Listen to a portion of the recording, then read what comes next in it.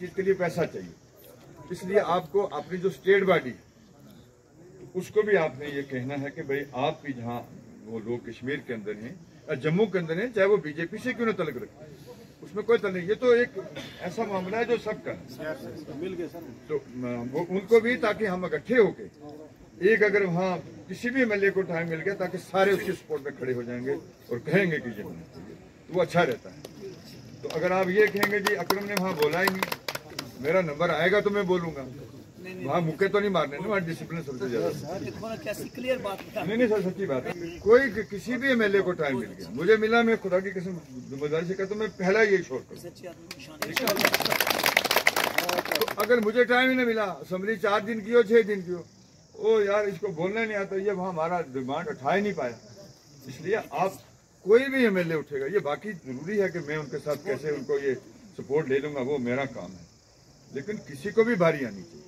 इसलिए आपको ज्यादातर उनको भी, कश्मीर वैली को, जम्मू में हमारा जो है उसमें किसी भी, आपको वहाँ डोडा है, जितने भी हमारे ये है ना डिस्ट्रिक्ट, उन सब के एमएलए को आप जैसे आप यहाँ हैं, इसलिए आपको जावेद मोहतरम साहब के पास भी जाना चाहिए, मोहतरम रिस्पेक्ट ऑनरेबल अपने जान साहब के पास भी आप लोगों को जाना चाहिए, ताकि हम इकट्ठे हो जाएंगे। इसी तरह रजौरी वालों को, आपके हर डिस्ट्रिक्ट के लोगों को, आपकी पार्टी तो हर जगह होगी, ये मेरी अपील है और ये जरूरी है। इंशाल्लाह किसी एक को भी मिलेगा फिर हम संभाल लेंगे उधर। यही मेरा आपसे कहना था। बहुत बहुत शुक्रिया, बहुत बहुत शुक्रिया। Teachers joint action committee Surankot का आज एक वफद लेजिस्लेटिव असेंबली सुरनकोट चौधरी मोहम्मद अकरम साहब की रिहाइशगाह पे पहुंचा। हमारे हमरा डिस्ट्रिक्ट के प्रेसिडेंट शाहनवाज साहब, तहसील के प्रेसिडेंट बदरुद्दीन रातर साहब, हमारे सीनियर मेंबर फ़ारूक खटाना साहब, जनाब शफीक मीलू साहब, और यहाँ पे बहुत सारे फ़ारूक हाशमी साहब, बहुत सारे उस्ताद, लगभग 150 से प्लस जो टीचर हैं, वो आज यहाँ रिहाइशगाह पे अकरम साहब के पहुँचकर उन्हें मुबारकबाद पेश की। एक बेहतरीन कामयाबी हासिल की थी उन्होंने। और मैं ये आपको बताता चलूँ कि जहाँ हमने उन्हें मुबारकबाद पेश की, वहीं पे तमाम उस्ताद की तरफ से हमने उन्हें एक मेमोरेंडम पेश किया, क्योंकि आने वाली असेंबली सेशन जो है 4 तारीख को बुलाया गया है, हमें वो भी देखना था। उसके लिए हमने एक बाकायदा तौर पे मेमोरेंडम जो है अपने एमएलए साहब को थमाया, जिसमें हमारा जो मैंने मेंशन किए थे वो सिर्फ 3 पॉइंट थे। सबसे पहला कंप्रिहेंसिव ट्रांसफ़र पॉलिसी, यानी 24 साल से रहबर तालीम टीचर एक ही जगह पे काम कर रहे हैं, और मैं ये वसूख से कहता हूँ, जब तक रहबर तालीम उस्ताद को ट्रांसफ़र पॉलिसी में जम नहीं किया जाएगा, तब तक ट्रांसफ़र पॉलिसी जो है मुकम्मल नहीं होगी। ये उनसे हमारी बात हुई। और उसके बाद हम ओल्ड पेंशन स्कीम की हमने बात की, क्योंकि एक मुलाजम का आखिरी सहारा जो है वो पेंशन ही होती है, जो हमसे छीन ली गई है। हमने ये भी उनसे कहा। और उसके बाद 2014 में उमर अब्दुल्ला की सरकार थी, वो चीफ मिनिस्टर थे, एक ऑर्डर कैबिनेट में पास हुआ था 469 pensionary benefit.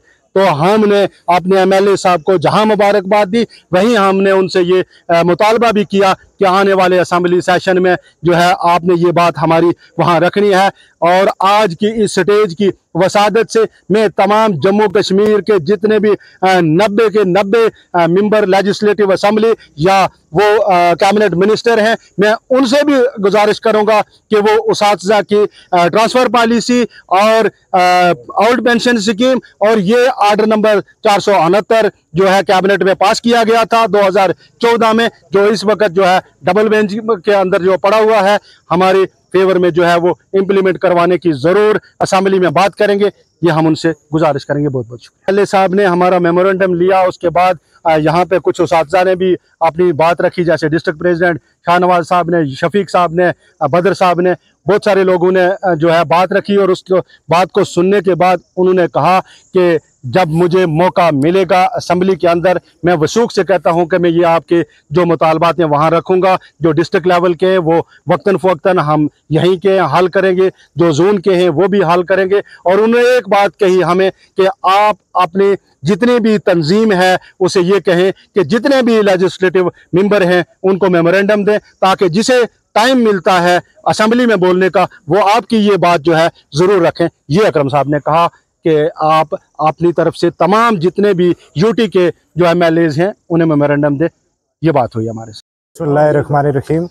Teacher joint action committee district Poonch का एक वफद, जिसके साथ तहसील प्रेसिडेंट सुरनकोट जनाब बदरुद्दीन राथल साहब, जोन प्रेसिडेंट सुरनकोट जनाब मोहम्मद यूसुफ शाह साहब और बफलियाज जोन के बहुत सारे असातिज़ा इकराम और बफलियाज जोन के वाइस प्रेसिडेंट जनाब शौकत चौधरी साहब यहाँ पर मौजूद थे, जिसमें हमने जो है सुरनकोट के मेंबर लेजिस्लेटिव मेंबर जो है अलहाज चौधरी मोहम्मद अकरम साहब, उनको टीचर जॉइंट एक्शन कमेटी की तरफ से जो है मुबारकबाद पेश की गई और उसके साथ साथ एक मेमोरेंडम पेश किया गया कि हमारे असातिज़ा बरादरी के असातिज़ा इकराम के कुछ मसाइल हैं, जिसमें सर फहरिस्त जो है ओल्ड पेंशन स्कीम का था।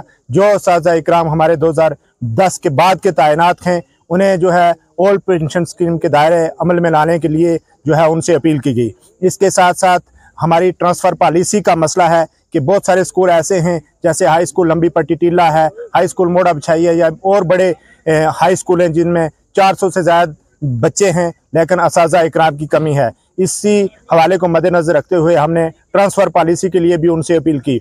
इसके साथ साथ 2014 में मेरे साथी पहले ही जिक्र कर चुके हैं कि कैबिनेट में एक डिसीजन हुआ था सर्विस इंक्लूजन का, 5 ईयर सर्विस इंक्लूजन का, वो अभी ज़ेर गौर है और हमारी ये भी उनसे दरख्वास्त थी कि इस मसले पर भी बात की जाए कि हमारे 5 साल के जो सर्विस हैं एज ए रहबर तालीम, उनको भी जो है वो सर्विस में शामिल करने की असम्बली में बात करें। तो हमने जो है टीचर जॉइंट एक्शन कमेटी की तरफ से उन्हें मुबारकबाद दी और एक बार फिर मैं अपनी पूरी रियासती सतह की क़यादत से मोहब्बाना गुजारिश करता हूँ कि जितने भी हमारे लेजिस्लेटिव असम्बली मेंबर हैं, मिनिस्टर्स हैं, उनसे जाके अपने अपने इलाके में वो मिलें और उनको मेमोरेंडम दें और असातिज़ा के मसाइल को पेश करें। खुदा हाफ़िज़।